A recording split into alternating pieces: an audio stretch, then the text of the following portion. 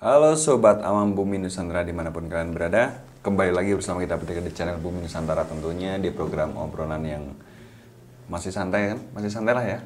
Banget.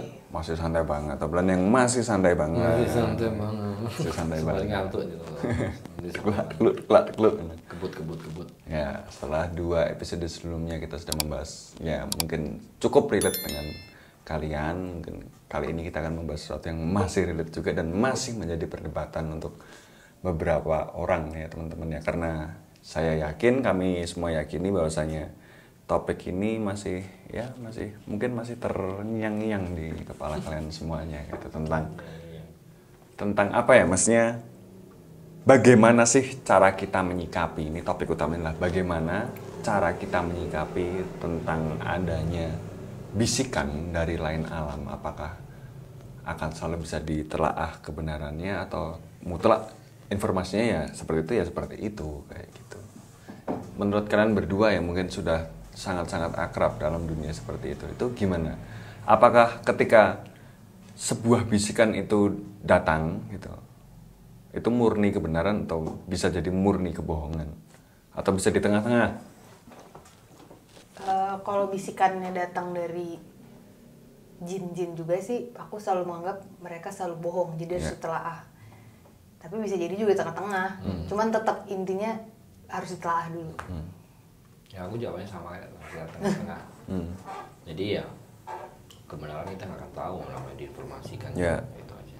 Jadi ya intinya sih kita nyikapinya ya karena kita nggak pernah tahu sejatinya itu benar atau sejatinya benar atau enggak, ya kita harus waspada dan hati-hati. Sifat hati-hati itu kan kita harus jalani. Kita sebagai manusia berhati-hati aja menerima kebenaran atau enggaknya itu. Tuh Caranya menelaah. Nah, caranya gimana? Caranya menelaah. Contoh spesifik. Oh ya Rena jawabnya. Contoh nih ya, Contoh. Aku penelusuran. Ya kita contoh sebagai ininya eksperimen. Yang maksudnya apa itunya Mbak Tasya. Subjeknya Tasya. Karena sangat sering ini saya prolog dulu karena Mbak Tasya kan sering banget ya, ada visual, ada bisikan apa yang mau ditanya nih, kemungkinan mewakili lah mungkin sobat-sobat awam yang mirip-mirip dengan Mbak Tasya yang punya kelebihan ini problemnya apa tuh, monggo. Nah, jadi ceritanya misalnya aku kalau penelusuran pasti kan ketemu hantu kan di mana-mana. Pasti ada satu sosok yang membuat aku tertarik untuk aku ajak ngobrol karena aku mau tahu nih dia ceritanya apa. Cuman kan aku nggak bisa percaya 100% omongan dia dong, karena dia bisa aja dia ternyata aku yang udah mikir dia kayaknya dia tangannya patah, mungkin dia kecelakaan terus dia bikin tuh cerita kecelakaan, padahal dia seharusnya nggak gitu. Nah, untuk tahu bahwa dia beneran tuh karena ceritanya ini tuh beneran, itu dari mana? Oke. Problem pertamanya itu sebetulnya kita mau mencari benar enggaknya itu nggak usah, kalau saya pribadi sih nanti terserah mau diaminin nggak usah terlalu jauh cari kebenarannya dulu. Maksudnya ini topik apa yang mau kita bahas, misalnya kita mau ngobrol cuma sekedar kita ketemu diliatin misalnya aku dulu hantu misalnya nih ya, contoh paling gampang dan umum lah, saya hantu menunggu sini karena saya kecelakaan. Oh ya wis, kalau memang hanya seperti itu aku nggak perlu cari tahu, tidak untuk ngapa-ngapain maksudnya. Udah ya wis ya tak doain ya semoga kamu baik-baik saja, selesai gitu lah. Tapi kalau ada kasus lagi misal Mbak Tasya kan sering kan diminta bantu suruh bersihin rumah, ini ada efek ke manusianya tuh, atau ke umat atau ke masa manusia yang lebih banyak. Oh iya aku ini, itu yang memang harus dicari tahu. Cari tahunya itu ya Pak, ya alangkah eloknya tadi benar Mbak Tasya ya, memang nggak perlu nggak perlu gampang percaya dulu. Kalau memang mau cari tahu ya itulah yang namanya nanti orang-orang, bukan saya ya, saya juga tanya orang-orang yang pelaku spiritual itu jalanin. Mereka itu sebelum saya bisa mengamini mereka itu yang diomongkan benar tidaknya, mereka harus tahu dulu nih manusianya, wujud sejatinya dia itu apa itu. Sebelum nyentuh wujud sejatinya dulu, alangkah indahnya, alangkah bagusnya kalau mereka mengenal diri sendiri dulu, misalnya tahu sendiri sejatiku itu apa. Nah itu kalau sudah tahu kenal, baru nanti langkahnya keluar. Ini secara normatif. Jawaban normatif seperti itu. Kalau mau ditanya spesifik monggo. Masih secara normatif itu kayak ya aku kenal diriku sendiri dulu, lahir batin semuanya aku tahu, kukuku, laparku segala macam, aku baru bisa untuk mencari tahu kebenaran di luar gitu. Walaupun itu pun juga belum tentu bisa gampang dan mudah kan. Berarti itu kan ada 4 tuh. Pertama kenalin dulu sejatinya kita kan. Ya intinya kita dulu baru keluar. Ya. Gitu aja, wes. Caranya gimana? Ya. Ya kalau balik lagi sebetulnya ini agak ini sih teman-teman, agak cara banyak. Cuma saya mendapatkan informasi dari beberapa temen yang kebetulan ya mungkin spiritualnya mendekatin religi Islam lah Mas ya Genta. Jadi ya mungkin yang itu bisa ceritakan. Jadi mereka mencari tahu dengan ya ibadah mereka dan jalan dia laku untuk mencari tahu. Itu prosesnya ini pertama itu mengenal dulu sedulur empatku itu kayak gimana sih. Sifatnya itu apa aja sih, sampai biar ngontrol mereka seperti apa sih itu. Setelah itu mereka mencari tahu sejatinya aku tuh namanya siapa sih. Ini susah, tapi coba cerna pelan-pelan. Jadi saya harus tahu sejatinya tuh aku, nama aku sejati itu siapa sih. Sampai dia harus tahu bahwa saat aku memandang makanan lapar itu yang lapar itu efek dari sedulur empat yang membawa nafsu lapar, atau godaan setan yang naruh di mataku lapar, atau memang organ tubuhku lagi lapar. Dia kayak gitulah, hal-hal yang secara filosofi dalamnya seperti itu. Kalau itu udah kenal banget, kalau dia sudah tahu, udah ketemu guru sejati itu kan kita sendiri sejatinya kita. Yang justifikasi bener enggaknya itu yang jalan itu ini. Jadi contoh simpel gini, saat Mbak Tasya melihat secara visual, saat Mbak Tasya mendengar bisikan, ya kamu validasinya biarkan yang rosomu yang jalan. Sudah indramu udah mati, rosomu yang jalan untuk validasi. Nanti rosomu yang memberitahu kamu. Gitu. Tapi kan bisa aja Mas kalau ternyata aku lagi ngobrol terus hatiku udah kayak oh iya nih bener. Lah aku tahu hatiku ngomong itu bener. Emang udah pasti bener kalau dari hati. Bukan. Jadi kalau kita bicara rasa, jadi rasa itu kan beda sama hati.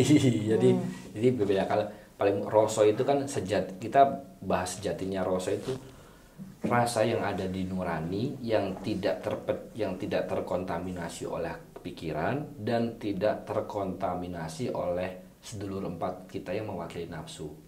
Pertanyaan baliknya, saat Mbak Tasya ngerasain di hatiku itu, yakin hatimu nggak terkontaminasi, itu loh maksudnya. Jadi yang dicari tahu, kita mencari tahu rasa sejatinya, rasa di hati kita itu yang murninya itu udah dapet, itu luar biasa, itu bisa mengajarin kita semuanya yang kita cari-cari itu.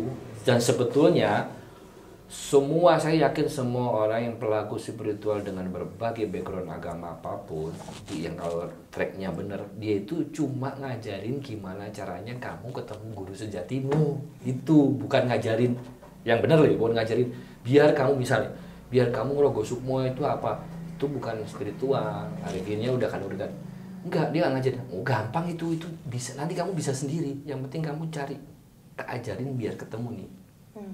Langkah. Dan masing-masing pelaku spiritual itu punya strategi dengan cara berbeda. Misal nih, Mas Genta sudah bisa, dia akan mengulang ke muridnya, oh kalau aku dulu caranya ini, sembari dia mantau. Karena pengalaman Mas Genta pasti kerasa dong, saat aku melakukan ini risikonya apa, jeleknya apa, itu dia akan ngarahin ke muridnya kayak gitu.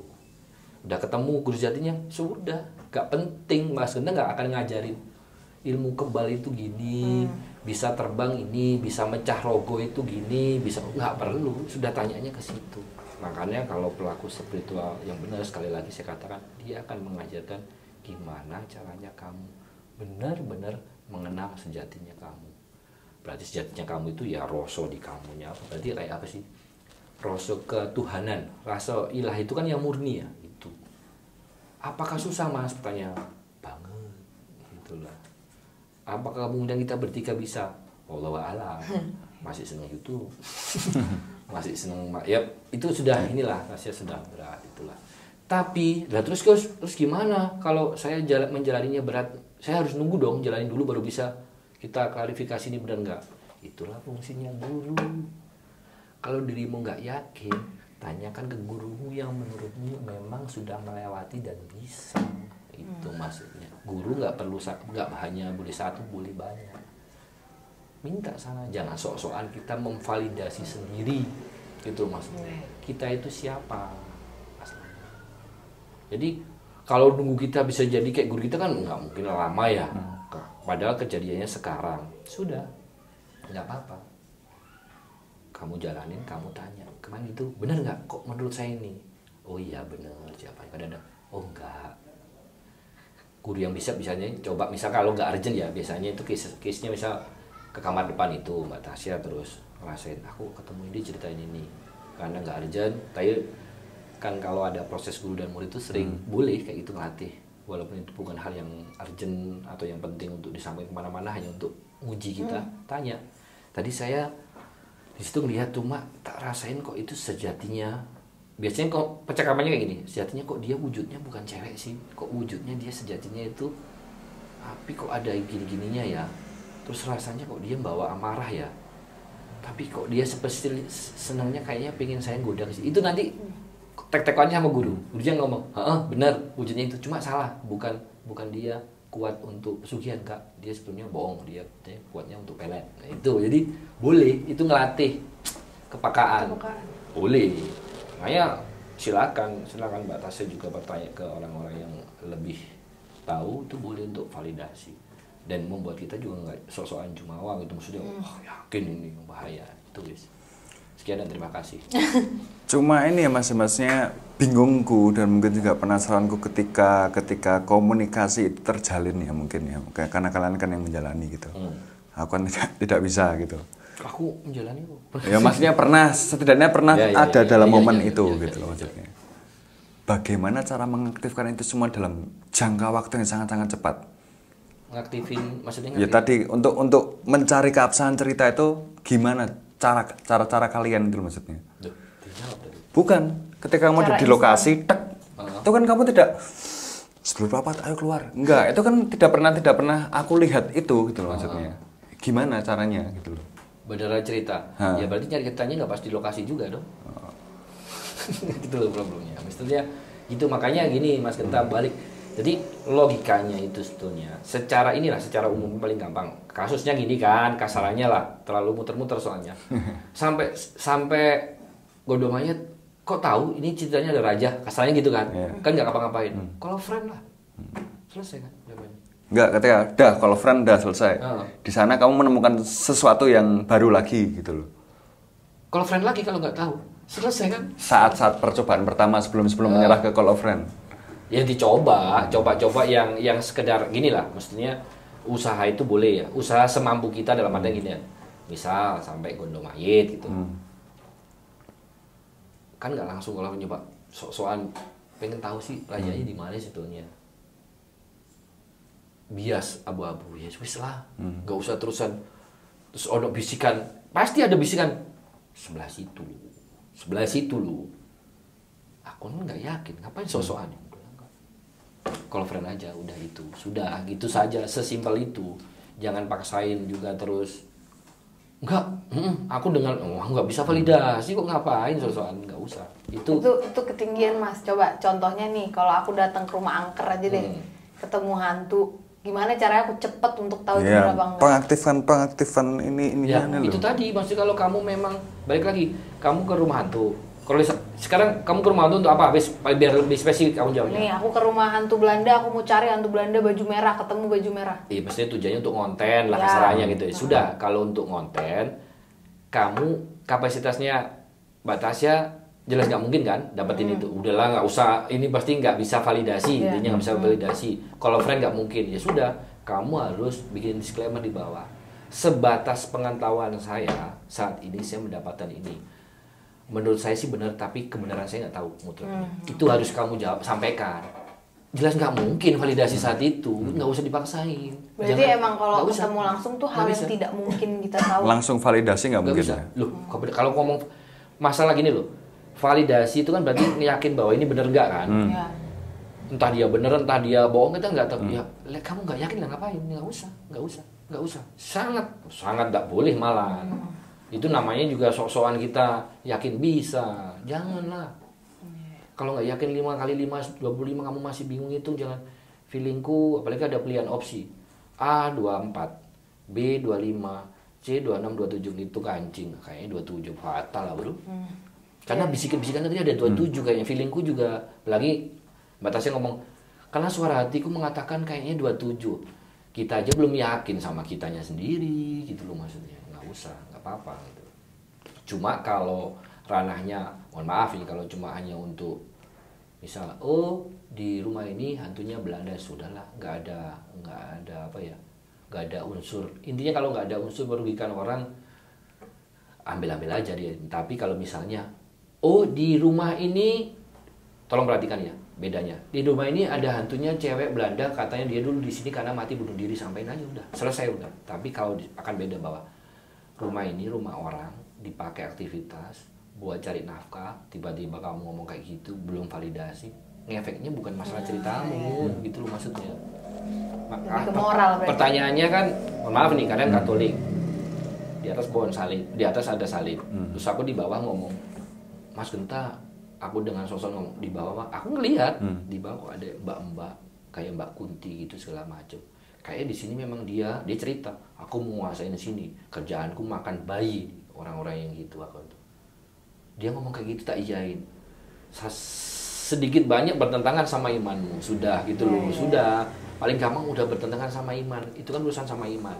Kalau bertentangan sama kasus sosial, misalnya rumah itu untuk, ya mohon maaf nih, rumah itu untuk jualan besoknya, apalagi terus misalnya paling seringan gini, datang, iya nih aku ketemu nih di situ ada noni dari Belanda, ternyata dia itu sukanya nyakitin orang lewat makanan, orang di situ buka warung, jahat gak kamu? Iya, jahat. Kalau pas kayak gitu Mbak Tasya di konten jangan validasi, saya nggak tahu ya, ini sementara saya hanya jabatnya itu, benar enggaknya saya serahin teman-teman. Tapi kalau nggak ada hubungannya untuk ini rumah kosong, sudah nggak terbengkalai, nggak ada fungsi sosialnya, oh iya di rumah dia, ya udahlah sampein aja lah, nggak ada ininya gitu. Tapi mungkin nggak sih sosok-sosok itu nggak bohong? Bisa, makanya itu bilang tengah-tengah, kan kita zaman tengah, sangat-sangat mungkin, jangan nggak mungkin, sangat-sangat mungkin bahwa mereka itu di tengah-tengah. Balik lagi ya, waspada dan hati-hati. Itu juga untuk saya pribadi sebetulnya, bahwa makanya saya nggak pernah ngerti lah, maksudnya nggak agak-agak susah, maksudnya aku sendiri masih mikir kalau, makanya bersyukurlah kalau punya kenalan orang-orang itu kan. Mungkin Mas Genta kan batinnya loh, kok tadi jawaban Mas Genta, kok kenapa nggak telepon, nggak ngapa-ngapain, karena aku mungkin aku dikasih tahu teman kita, ini manusia temennya, beliau yang di sana nanti kalau butuh apa kontaknya tuh gini, ya kan kamu ngerti, aku diem aja cuma kontaknya dikasih jawaban tuh maksudnya gitu loh, ada komunikasi, pikirin mana itu. Kalau enggak aku mau berangkat misal, kalau mau berangkat nih, mau ini nanti ya wis warning dulu dari awal, ya kayak kasus kita nih lah, ini apalagi kasus kita di Kombang. Emang di Kombang kita mau kum-kuman nggak tahu, ada tempat kum-kum awalnya ya kan, so PD-nya gitu, tiba-tiba aku yuk, nggak di sini ada sebelah ini, bukan aku lah, wong kita lagi asik-asikan, nyuruh Mbak Tasya di kamar guling-guling, tiba-tiba aku langsung mutusin, kan kita mau konten malam, enggak kita lari dulu ke sana, tempatnya nggak deket lagi, agak jauh, itu bukan aku lah, dan aku nggak superman itulah, maksud tiba-tiba bisa itu. Kalau aku tahu dari awal, kenapa aku nggak nanti rutenya itu tempat yang kita lewatin padahal kita kesini nggak tahu, dan aku nggak ketemu orang ngasih tahu loh. Paling mainan HP berarti kontak-kontakan orang di HP atau apa kan, berarti kan itu masalahnya kan gitu loh, bukan terus apakah aku terus gini, nggak juga kan gitu. Itu sebetulnya. Ayo tanya lagi. Kalau aku sih ya itu aja paling. Ya bingung gue tuh kadang orang tuh gini kok kayak langsung bisa set. Nah, gitu. Ya aku nggak tahu lah ya. Aku tidak mau suudon, mungkin beliau itu sakti banget. Kalau aku masih tanya, aku tuh tanya nggak, karena ya kapasitasku kayak gimana sih. Even Tasya tanya ke aku, kadang kayaknya ini Tasya, aku juga belum yakin. Aku makanya banyak kalau Tasya, inilah Tasya kayak kita kalau lokasi mana Tasya ngeliat apa, aku juga oh ya, iya. Aku juga nggak berani mengiyakan 100% Tasya, nggak juga, nunggu bentar. Aku juga tanya gitu. Oh iya, tanya ya wis gitu aja. Tapi ada beberapa ya nggak perlu diomong lah, kadang-kadang kita tahu, misal kita ning Rengganis, misal gini, ke Kayangan Delepe nanti kunciannya, karena beliau itu pernah jalan, kunciannya tawasul ini. Pakem ini nggak bisa diterobos, ini di sini kode etik rahasia sih, nggak boleh diomongin. Aku jangan ngomongin skemanya. Kamu datang titik ini baca ini sebut ini, titik ini baca ini sebut ini, titik ini urutannya nggak bisa ditabrak kawi. Ya wis. Mana aku ngomong langsung, oh ya benar itu datang. Karena dari awal udah tahu batasannya. Datang kayak di Delepe ke sini dulu, habis itu ke sini langsung naik tanpa diminta naik. Di situ baca ini sebut pokoknya manggil ini nah yo ini bla bla datang ya wis sudah selesai. Nah, itu pagar kayak yang kawi-kawi nggak masuk. Udah itu. Tapi kan itu sifatnya yang ditayuh namanya siapa itu rahasia. Buat dipaksa nggak akan mungkin ngomong intinya itu rahasia. Yang cuma kalian dengar kok itu yang disebut, ya udah itu.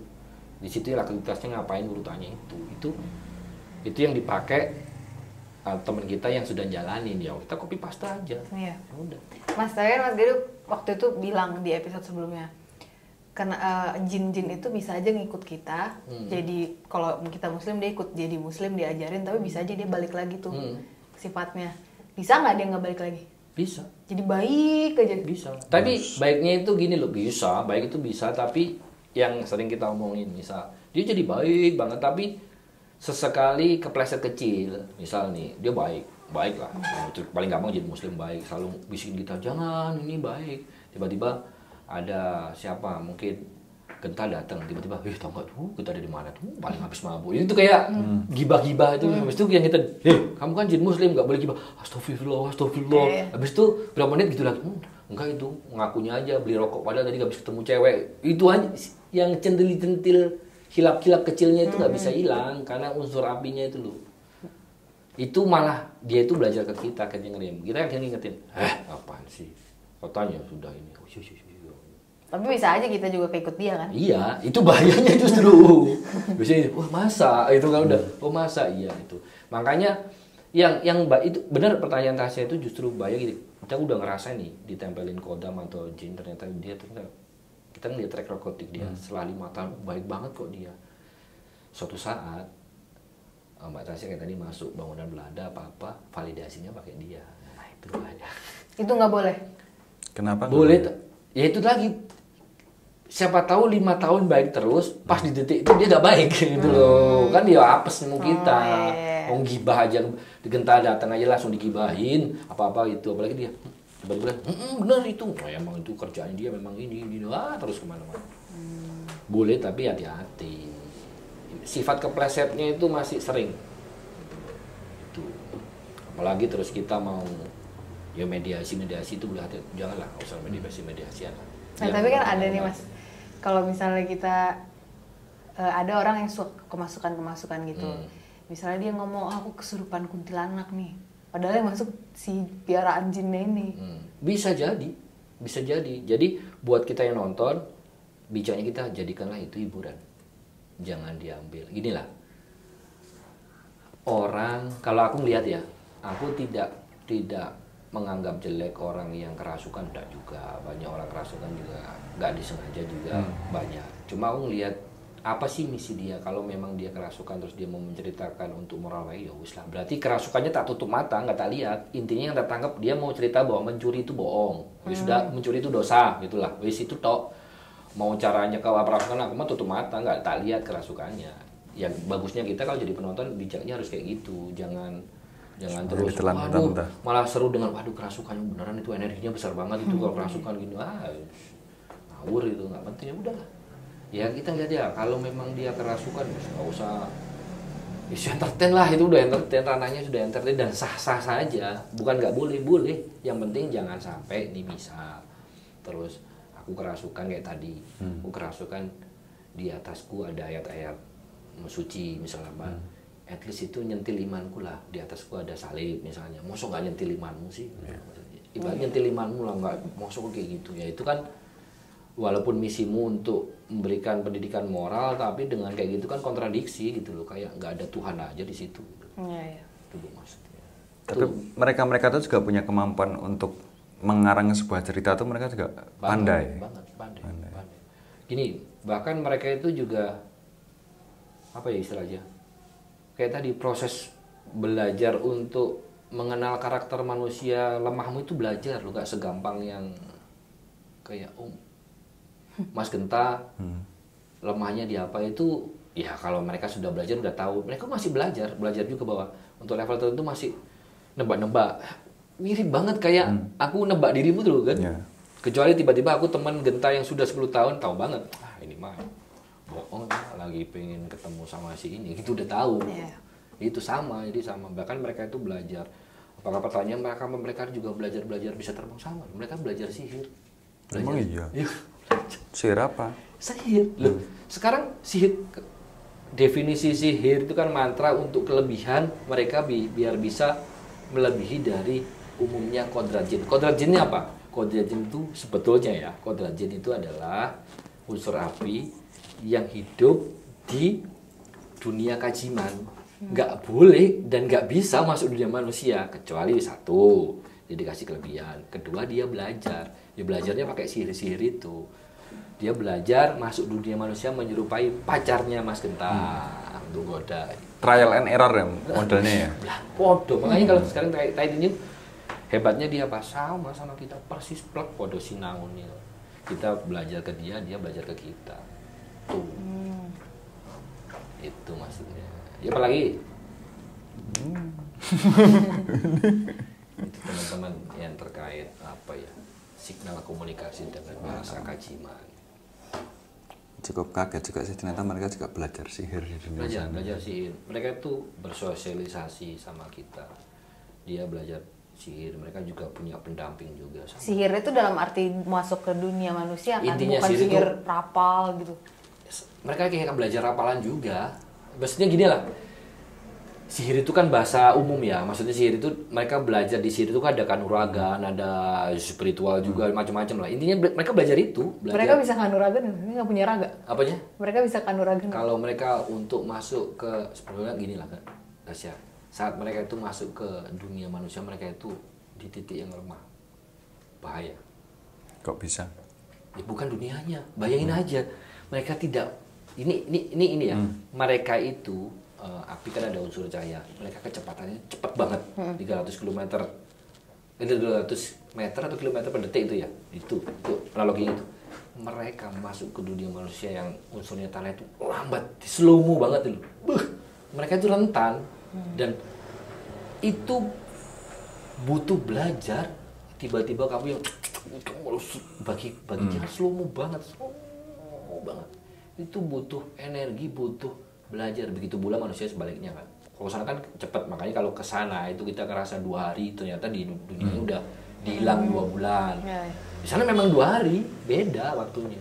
Dibalik, bayangin cuma, lama banget dulu, ngerti nggak sih? Itulah mengapa penampakan yang bisa dilihat orang-orang awam yang tidak mendalami ilmu sama sekali cuma hitungan detik ya berarti. Iya, itu mereka lagi proses hitungan detik. Tapi kalau bisa lama banget, itu level jinnya memang sudah ya kayak manusianya. Di sana juga bisa lama kan?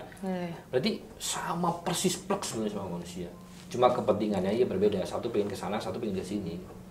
Satu pengen goda manusia, satu pengen gak usah tanpa digoda pun aku pengen memanfaatkan kelebihan jin yang gak ada di manusia. Jin itu kan tadi Mas Gadi bilang sama kayak kita kan bentuknya.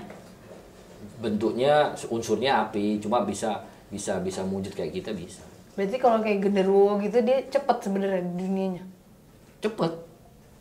Dunianya gila nih berarti. Cepet banget. Dia cepet banget. Dan sebetulnya gini Tasya. Balik lagi, jangan lihat, ini ngomong ruangan ini ya, terus jangan lihat terus, gue dulu cepet banget, kok cepetnya? Nggak kelihatan, saking kecilnya dia nggak butuh dimensi kan, nggak no fisik harfiah kayak kita, hilang nggak tampak, berarti bisa penuh jutaan. Ya cepet nggaknya nggak jelas, kecil banget. Atom itu cepet nggak? Cepet loh, tapi kan nggak kelihatan sama kita, gitu loh maksudnya. Iki Mas, semisal dalam kasus orang-orang yang mungkin diberi penglihatan berlebih, maksudnya kan ketika tadi orang awam seperti aku bisa melihat penampakan hanya dalam hitungan detik, sedangkan kalian mungkin diberikan penglihatan berlebih, apakah ketika mereka muncul itu mereka juga sudah berusaha untuk ada di dunia manusia atau di dunia netral, tengah-tengah? Oke, jadi kalau ngomong ini aku ya silakan dibantah kalau ini. Kalau bagi aku masalah bisa melihat makhluk astral itu ada dua, melihatnya di dunia kita atau melihat di dunia dia, itu harus ditegesin dulu. Kalau aku pas melihat terus saya melihat sekitarku ini bukan duniaku, ya berarti aku lagi masuk ke dia nggak no effort dong. Aku yang effortnya berarti kan. Tapi kalau aku melihat dia lagi di duniaku, dia yang usaha, aku bahkan jadi nggak usaha, ngerti nggak sih? Dia itu yang memaksa membuka takbir dan kamu lihat. Yang saat ini kan takbir nih, ini dunianya kajiman jin, dunia manusia ada korden nih. Kalau aku mau masuk sana, akunya manusia, aku yang harus buka dong, itulah.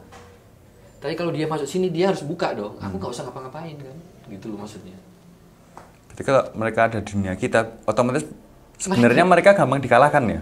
Mereka rentan, harusnya rentan. Makanya mereka itu rentan, posisi nggak usah takut, mereka itu rentan banget. Itu dia rentan banget, dan mereka itu manfaatin timing, waktu itu berharga buat mereka. Bayangin aja, orang yang biasa, tiba-tiba kayak apa binatang yang Slot diem lama, tersiksa sekali. Dan itu bersalah. Dia paling enak itu justru masuk itu nggak mau wujud, itu enak. Dia maksudnya usahanya gitu, misalnya kayak dompleng, masuk ke makanan sudah kemakan, enak banget. Maksudnya nggak usah mewujudkan yang mending gaibnya aja yang masuk, unsur gaibnya aja itu ringan bagi dia. Walaupun itu masih ada usaha, tapi ringan gitu loh, daripada dia harus mewujudkan jadi dia kan non materi, kita paksa jadi materi. Dia itu harus ada dia harus membangkitkan energi, matikan energi ada usaha. Itu seberapa sering mas persentase mereka masuk ke makanan daripada mereka mewujud? Makanan. Oh. Yang tak tampak itu everyday. Masuk ke hati, ke darah lewat makanan segala macam, itu paling enak kan ya dompleng. Nah itu sedulur papat ngapain? Apanya? Pas lagi mereka masuk ke dalam. Nothing aja. Kalau kamu nggak bisa nguasain sedulur papatmu ya memonggokan, ayo. Loh kamu ora ngerti yuk, sedulur papatmu ya wis. Kan panceri kamu. Dia kan pasif tasnya. Step-step cara kita mengetahui sedulur papat gitu ya. Ya ada tata caranya laku, seperti contohnya yang Mas Genta sama kamu, yang kamu tak ajak step-step awal. Kalau sudah nyaman nanti ada lah. Butuh guru, bukan kurikulum garis besar ini, karena nanti misal nih paling simpel, buat Mas Genta kumkum dulu ke Sendang Sejoyo, buat Tasya enggak ternyata. Itu guru harus, fungsinya guru itu dia memahami, baca. Jadi ginilah, paling gampang, guru datang itu rasa sejatinya dia, manggil rasa sejatimu, ngobrol. Selesai dibalik, ini wis open banget ya, balik ngomong ke aku. Misalnya aku guru yang sudah memang bisa. Rasa sejatiku keluar, ngobrol sama sejatinya kamu yang nggak mungkin bisa bohong. Cerita, iya, Tasya gini, dia habis putus mantan, yang dicari dia sebetulnya bukan cari tenang, dia sebetulnya cari popularitas, ingin cari aura bukan. Makanya jangan kaget orang kayak gitu. Tiba-tiba datang ngomong, Mbak Tasya mandi besar dulu, misalnya apa? Itu nyentil bos, kamu habis ngapain gitu loh, maksudnya. Itu nggak bisa bohong, kamu sok-sok rapet apa, dan etikanya kayak gitu, nggak yang, kamu tadi habis making love lah, bukan kata yang itu making love lah, itu enggak gitu juga. Dijenuh dulu gitu. Misal kayak gitu. Itu yang dipanggil itunya. Yang suka itu. Pertanyaan lagi, tanpa masih ngambil rasa, ngambil sedulur 4 bisa, sedulur 4 juga bisa dipanggil buat ditanyain. Cuma tidak 100% seperti apa? Kita menjalani seperti ngambil yang sejatinya rasa buat ini. Dan proses sejatinya rasa itu bukan yang bukan yang kita maksa makhluk, enggak juga. Ini kan ketemu ngobrol, kayak aku ketemu Tasya ngobrol, tapi sejatinya kita ngobrol. Hey bos, gimana kabar? Lama nggak mas itu mas biasanya? Ngobrol dengan yang diambil. Relatif, bisa lama. Misal udah ketemu sama, misalnya aku yang bisa nih, udah ketemu ya, misalnya klonuum lah, kasarnya bla bla bla bla. Ini soalnya wujud harfiahmu, fisikmu, manusiamu itu ngomong ke aku gini-gini, aku niat ya silaturahim, ngobrol, mau cari tahu bener nggak sih manusiamu itu pengen ke aku, datang pengen cari ketenangan, bla bla, ngobrol ya. Bahkan bisa bersambung. Ya kamu terus, ya sudah, saya niat sekarang mau berguru. Udah ya, biasanya ada akad, udah salaman ya, udah. Itu pun guru nanti bisa akses ngobrol-ngobrolan. dalam Kamu jarak lagi jauh. jalan, besok lagi datang. Sudah jalan nih, sudah. Enggak, kamu kan bolong kemarin yang hari ketiga nggak puasa. Itu. Makanya gak usah terus ngomong, wih guruku sakti. Enggak juga, maksudnya kan kamu sudah mengiyakan, membolehkan, sudah ada akad guru murid segala macam, terus kalau aku salah nanti tegur dia, itu teguran dia kan. Harus akadnya guru murid, Mas. Guru murid. Temen dan temen gitu nggak bisa? Ya, nggak ada. Kalau enggak lah. Kalau ya kan dia datangnya dia minta ini guru murid tuh. Kalau udah harus ada mursyid, dalam artian harus ada guru, nggak boleh as a friend ngasih tahu. Alah, jangan banget lah. Karena nanti gini loh, kalau ada hukum di mana kalau misal kalau guru murid 100% muridnya salah, dosanya kena gurunya, gitu loh masalahnya. Misal terus Tasya gini, tak kasih jalan, pas dia di tengah perjalanan misal nih, sudah bisa ngerokok sumo, terus akhirnya dia belok, ngambil jalan ke kiri. Gurunya kena, dan nanti tugasnya guru ngejar itu. Harus sampai balik lagi. Enggak, ngejar untuk nyadarin.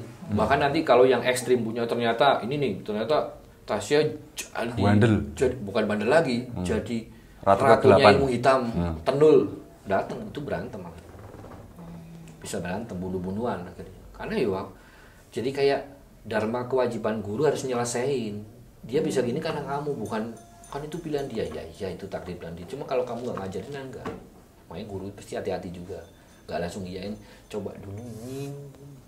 Coba dulu lihat diuji. Habis ini diuji kamu yang enak-enak, bleset enggak oke, dikasih naik kelas. Pelan-pelan. Ada yang instan juga sih, mesti cepat set, karena ngeliat oh udah cukup landasannya. Gitu. Ya. Ya segitulah teman-teman ya, sekiranya tentang beberapa hal-hal yang mungkin bagi awam seperti saya dan kalian semuanya masih kurang pahami, tapi ya menurutku cukup membukakan juga sebuah perspektif baru, bahwasanya untuk sebuah komunikasi pun tidak melulu menjadi mudah. Ada sebuah proses. Tapi juga tak potong, jangan juga berkecil hati buat teman-teman yang dikasih kelebihan bisa ngelihat buat apa. Jadi bijaknya apa? Buat yang merasa memang sudah dikasih kelebihan bisa ngelihat, daripada belum terlanjur terperosok, cari guru yang benar, yang bisa bimbing, yang bisa syukur-syukur validasi, yang bisa ngarahin. Siapa tahu di usia yang mungkin 18 tahun, 17 tahun dikasih kelebihan bisa ngelihat, apalagi bisa ngobrol, itu ternyata kurang bagus buat dia karena dia masih muda, karena nanti masih ada emosi. Itu tugas guru ngerem itu. Jangan salah, kadang-kadang ada kejadian justru dia ngasih kelebihan karena berguru ditahan sama gurunya, ditutup dulu. Karena secara apa ya, manfaat sama mudaratnya dia itu lebih manfaat, jangan dulu deh. Misalnya nih, aku tahu Mbak Tasya bisa ini dengan usia muda, jumawanya gede itu. Blesetnya bakal kemungkinan guru yang bijak itu malah matangnya ditahan. Kamu komplain, oh iya memang, padahal dikerjain sama gurunya ditahan karena gurunya saking sayangnya sama kamu, biar nggak berkobar-kobar. Nah itu berarti gurumu oke. Guru kayak gitu jangan terus, teman-teman ini penting, guru kayak gitu terus berarti dia kurang sakti, masa aku malah nggak bisa. Hati-hati, dia itu malah justru menahan, sayang sama kamu, ngerti potensimu itu terlalu gede. Sama guru diajarin sejam bisa jadi malah ibarat api malah berkobar. Bahaya nih kalau nggak bisa kontrol, kebakaran diri. Itu sih sekilas dari saya. Sekian, terima kasih.